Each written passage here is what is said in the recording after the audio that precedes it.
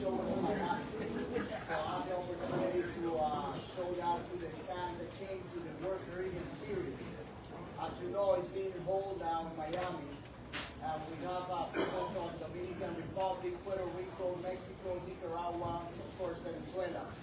So it was a pretty nice show out there. Hopefully we can move it around cities to city. So I want somebody to kind of pick up the slack here in the Cleveland area. I'm working on with some guys to see if they bring it out.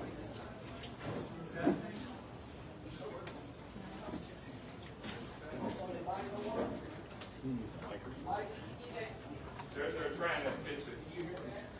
That would make it much easier. Adam. Omar obviously got a long, illustrious career with the Indians. Do you have one favorite game, one favorite memory from all your time here? We play so many great games here in the area. You know, every single day we became. But there was one game that really stuck up. It was a game against the Seattle Mariners. We were losing 12-1.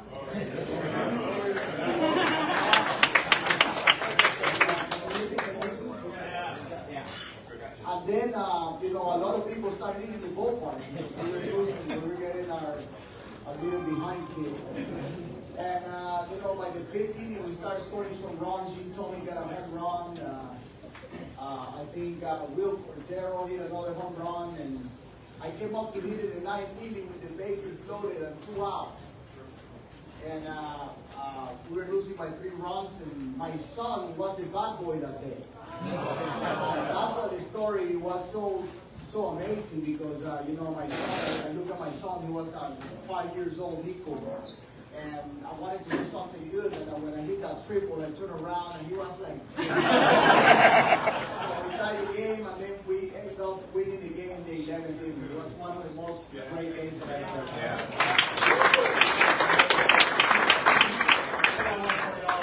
We were there, me and my wife. New York, 5 for 6, 22-0.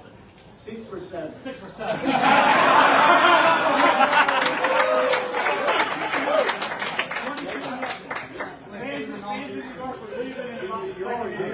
That was a crazy game. Everybody was getting hit left and right. I came up to hit, I was 6 for 6, and I came up to hit in the 9th inning. And Victor Martinez grabbed me by the chest and said, "Hey, you can do it. You can do it." And he kind of scared the hell out of me. And then I pop up to second base. So I ended up going 6 for 7. Who's your favorite second baseman to play with or turn double plays with? That's an easy one. Come on. Everybody knows Sean Dawson. Actually, I had a great time with Carlos Baerga when he was here. He was really fun. He was always talking. Yeah, you know, he's very hard to stop talking. And that's what I enjoyed really being around him so much. And, you know, of course, Robbie Alomar, when he was there, it was something different. Robbie and I have a communication kind of like what your mom have with you. You know, when she get mad and she look at you and she's telling you everything with her eyes. And you know, Robbie was the same way. When you feel a ground ball, you know that he was going to give you the ball to the right, to the left, just the way that he turned his body. So it was a really pleasure to play with Robbie. Yeah, you played in the National League and the American League. What was the biggest difference between the two from your perspective and where you played? When I came to the National League, everybody said, no, the National League is easy because you get a lot of fastballs there. And the American League is tougher. The pitchers work you differently. The ballparks are smaller here in the American League, and that's maybe why you see a lot of 2-1 count turn into a breaking ball or a changeup or something like that. In the National League, the guys throw harder and they used to challenge you more. I think that's the only difference that I saw when I was playing in both leagues. Interesting. Yes.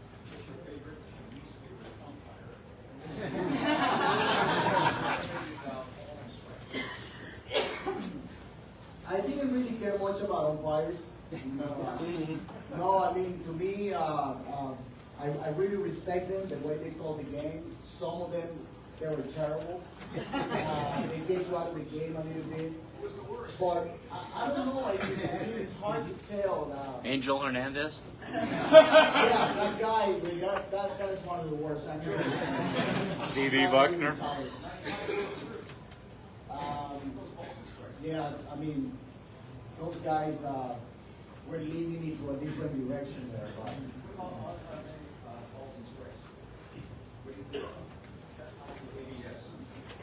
I don't know. I wasn't one of those guys that really pay attention more. I just try. Very rare times you got me talking to an umpire about a ball or a strike. So it wasn't my thing. It wasn't really my thing.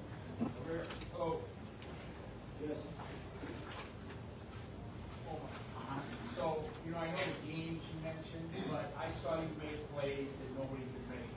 I just want to know, in your mind, what was the greatest play you ever made?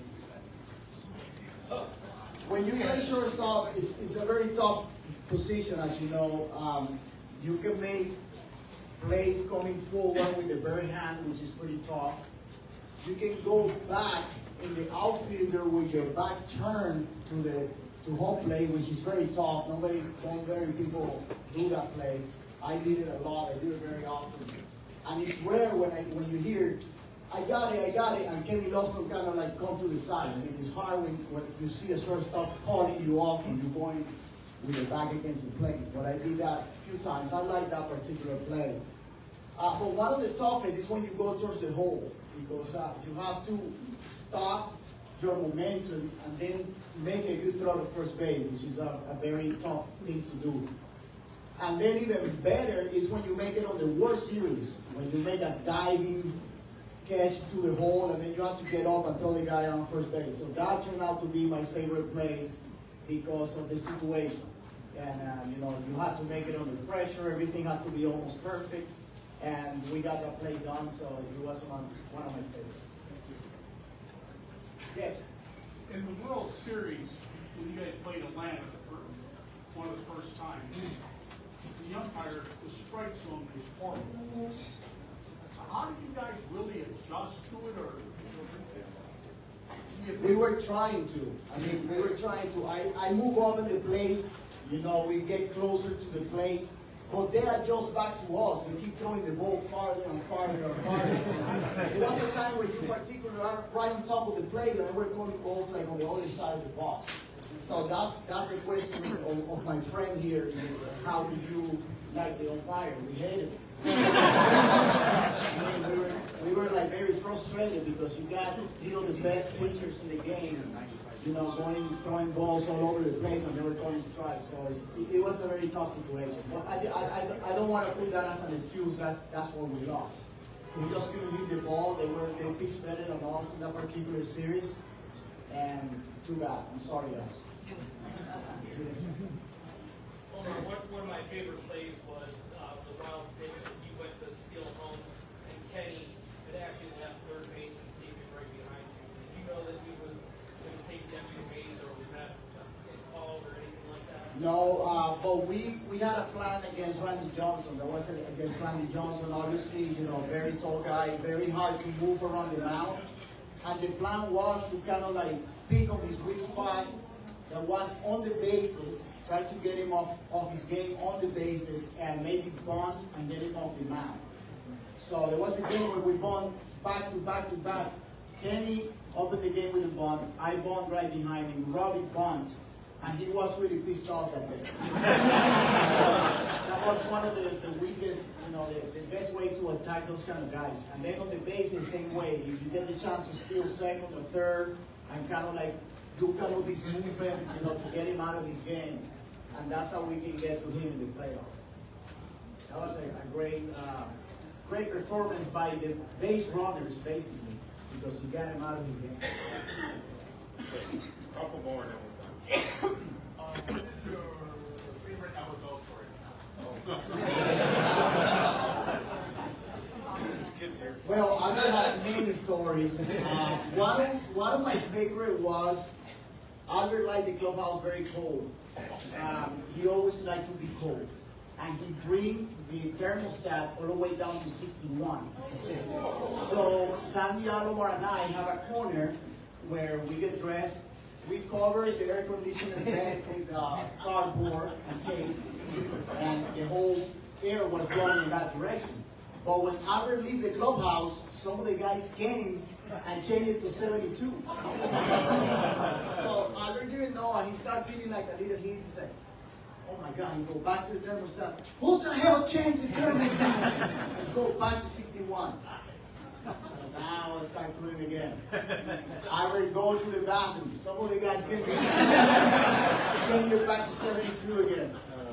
He's like, what the hell? What's going on with the air? So he grabbed his bag, turned the thermostat to 61, and broke it. I broke the thermostat and said, okay, now who the hell is going to change the air? I stayed like that for the rest of the year.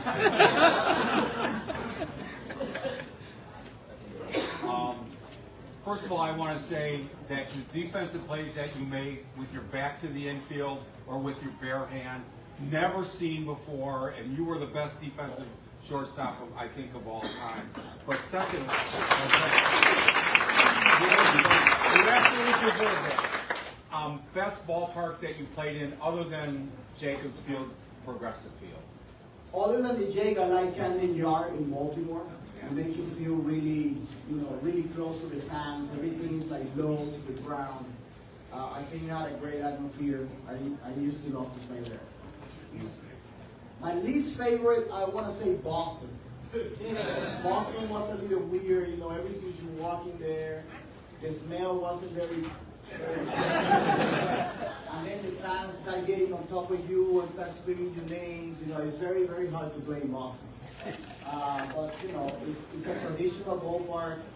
We like it because of how traditional it was with baseball, and every time you have the chance to walk around behind the walls and everything that goes along with the ballpark is just an amazing, amazing thing. I don't know if you remember Manny Ramirez going behind the scoreboard. One of those games, and he went into the bathroom. I don't know, and everybody was looking for Manny. Nobody did anything. Speaking of that, we had Julian Tavares. He could have done 2 hours on Manny's story. Oh, yeah. Unbelievable. So, do you have a favorite Manny story or a crazy Manny story? Yeah, I mean, Manny, after the game, he invited a lot of people to his place. He said, oh, come on, guys, let's have a party after the game. Carlos Baerga's coming, Omar Vizquel is coming, Albert Bells is coming.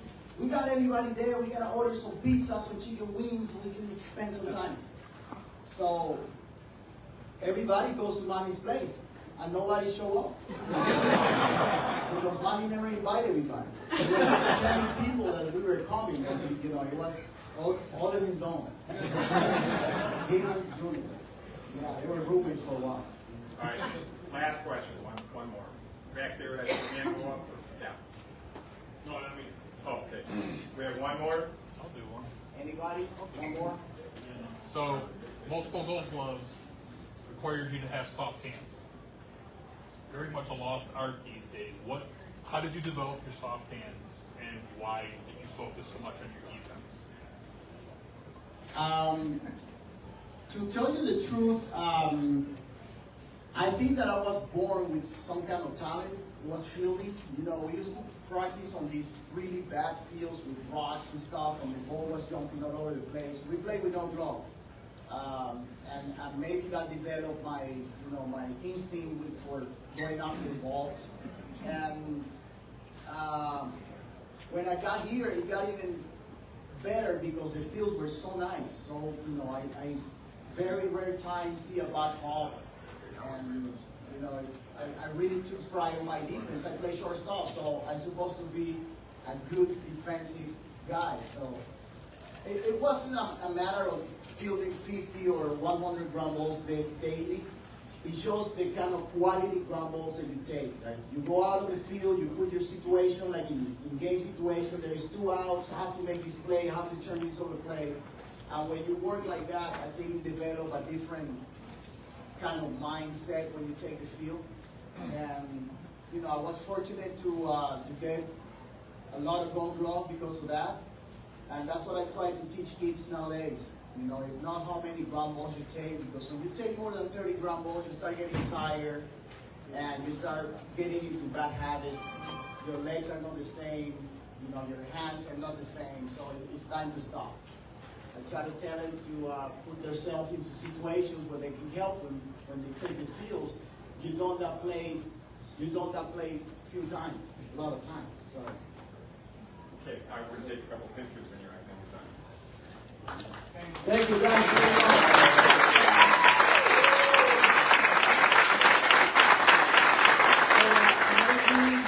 I haven't been in the Cleveland area for the last 3-4 years.